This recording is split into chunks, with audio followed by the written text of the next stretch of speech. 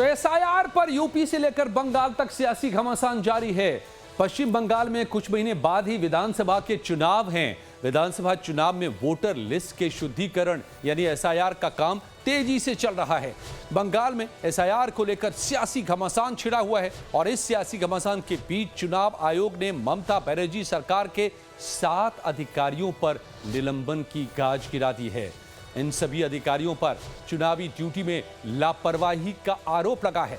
चुनाव आयोग की जांच में पाया गया कि ये 7 अधिकारी चुनाव आयोग के आदेश के साथ ही एसआईआर की शक्तियों का गलत इस्तेमाल कर रहे थे, दुरुपयोग कर रहे थे। जिन 7 अधिकारियों पर चुनाव आयोग ने एक्शन लिया है उनके नाम हैं AERO doctor Safaur Rahman Murshidabad, AERO Nitish Das Farakka, AERO Dalia Ray Chaudhary Mainaguri, AERO Sheikh Murshid Alam Suti block, AERO Satyajit Das Purva विधानसभा क्षेत्र, एईआरओ जयदीप कुंडू पूर्वा विधानसभा क्षेत्र, एईआरओ देवाशीष विश्वास देवरा विधानसभा क्षेत्र। इन सभी अधिकारियों पर चुनाव आयोग ने सख्त रुख अपनाते हुए 7 अधिकारियों को तत्काल प्रभाव से अब निलंबित कर दिया है। चुनाव आयोग का साफ कहना है कि मतदाता सूची से जुड़ी प्रक्रिया में किसी भी तरह की ढिलाई या गड़बड़ी बर्दाश्त नहीं की जाएगी। चुनाव आयोग ने एसआईआर की प्रक्रिया को सुचारू ढंग से संपन्न कराने के लिए वीडियो लेवल के इन अधिकारियों को एईआरओ बनाया था। अब ये भी जान लीजिए कि एईआरओ का काम क्या होता है जिसमें कोताही की गाज गिरी है। एईआरओ यानी असिस्टेंट इलेक्टोरल रजिस्ट्रेशन ऑफिसर का काम इलेक्टोरल रजिस्ट्रेशन ऑफिसर की सहायता करना होता है। बीएलओ के काम की निगरानी एईआरओ करते हैं। साथ ही ये फील्ड से जितनी रिपोर्ट आती है उसकी भी जांच करते हैं। इतना ही नहीं, यदि किसी वोटर ने ऑनलाइन या ऑफलाइन शिकायत किया तो उसका समाधान करना भी इन्हीं के काम में शामिल होता है। यानी ये 7 एईआरओ अपने काम करने में नाकाम साबित हुए, जिसके बाद चुनाव आयोग का हंटर इन पर चला है। तो चुनाव आयोग की कार्रवाई पर टीएमसी ने ऐतराज जताया है। ममता सरकार की मंत्री चंद्रिका भट्टाचार्य का कहना है, क्या कहना है इसको लेकर के ये भी सुनिए। Kindly see what is the attitude of the Election Commission.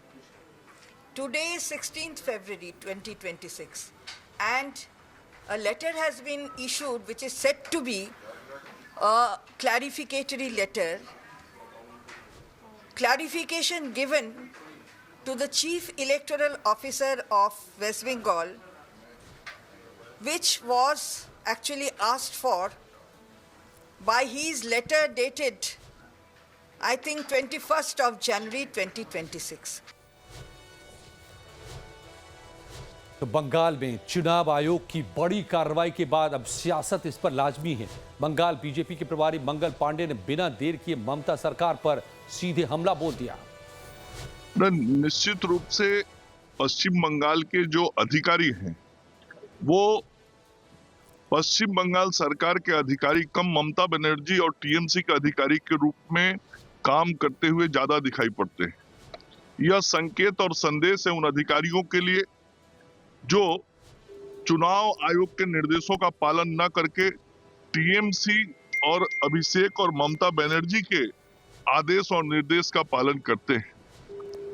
चुनाव निष्पक्ष होना चाहिए, पारदर्शी होना चाहिए, सभी मतदाताओं को विश्वास और भरोसे में लेके काम होना चाहिए और इस काम में पश्चिम बंगाल की सरकार और उनके अधिकारी सहयोग नहीं कर रहे हैं और इसी का परिणाम मुझे लगता है कि इन अधिकारियों के ऊपर कार्रवाई करके चुनाव आयोग ने किया है।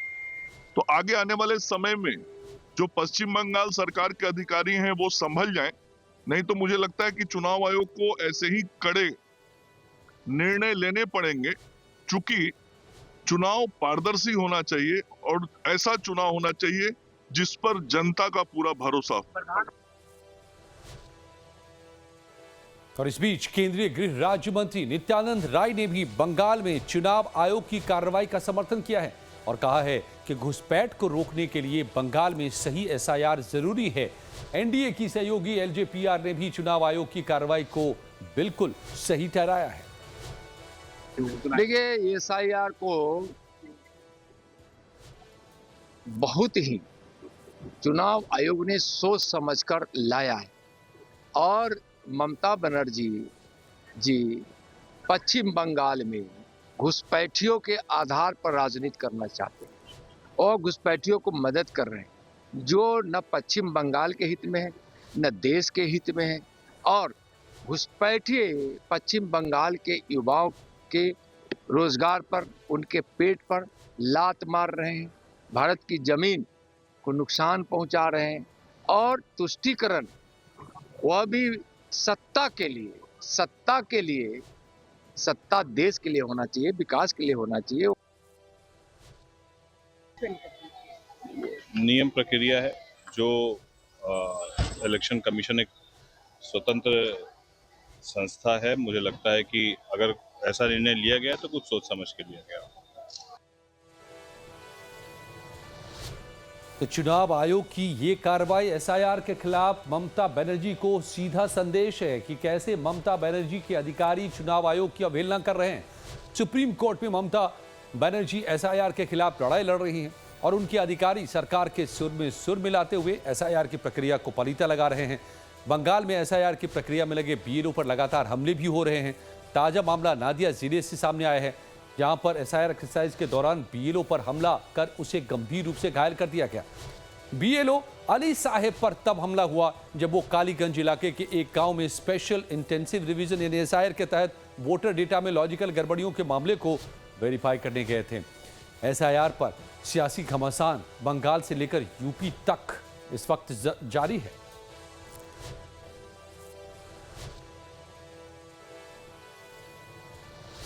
तो बंगाल में जहां पर ममता ने एसआईआर के खिलाफ मोर्चा खोल रखा है, तो देश के सबसे बड़े सूबे उत्तर प्रदेश में समाजवादी पार्टी लगातार एसआईआर को लेकर बीजेपी सरकार पर हमलावर है। उत्तर प्रदेश में एसआईआर का अब अंतिम चरण है। दावे और आपत्तियों पर चुनाव आयोग की टीम सुनवाई कर रही है, लेकिन इन सब के बीच समाजवादी पार्टी प्रमुख लगातार आरोप लगा रहे हैं कि बीजेपी के इशारे पर पीडीए के वोटर्स के नाम काटे जा रहे हैं।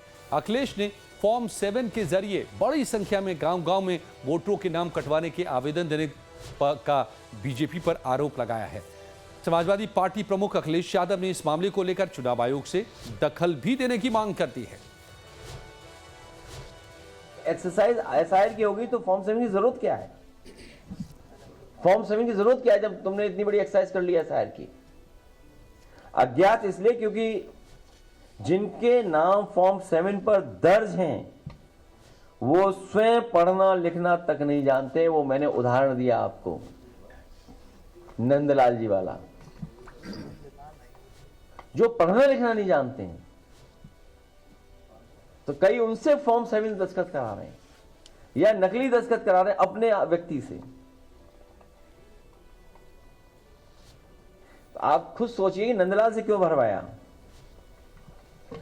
जमीनी हकीकत यह है कि गांव-गांव में भाजपा से जुड़े सामंतवादी और प्रभुत्ववादी तत्व पीडीए और गरीब वर्ग की सूची बनाकर उनके नाम से बल्क में फॉर्म 7 दाखिल कर रहे हैं। कि सैकड़ों की संख्या में बीजेपी के लोग प्रशासन की मदद से पीडीए वर्ग के लोगों के वोट कटवा रहे हैं। हमने आप सबके बंधुओं से मदद की थी, मदद भी मांगी थी और अपील भी की थी कि आप लोग भी जमीन पे जाकर के देखें। और बीजेपी के लोग फॉर्म 7 अभी भी नहीं मान रहे, कटवा रहे हैं। तो अखिलेश यादव ने एक तरफ हमला किया तो उनके बयान पर बीजेपी ने पलटवार भी कर दिया और कहा कि समाजवादी पार्टी अध्यक्ष को एसआईआर फोबिया हो गया है। समाजवादी पार्टी के नेता श्री अखिलेश यादव जी को एसआईआर फोबिया हो गया है, बौरान हो गया है।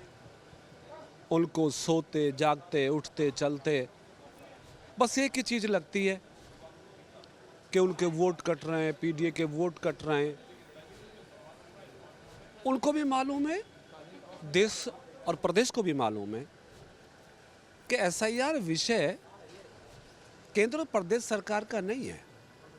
एसआईआर इलेक्शन कमीशन का कंसर्न है। ये सब जानते हुए भी जिस तरह के आरोप वो लगाते हैं, अब प्रदेश की जनता को ये सब पसंद नहीं है।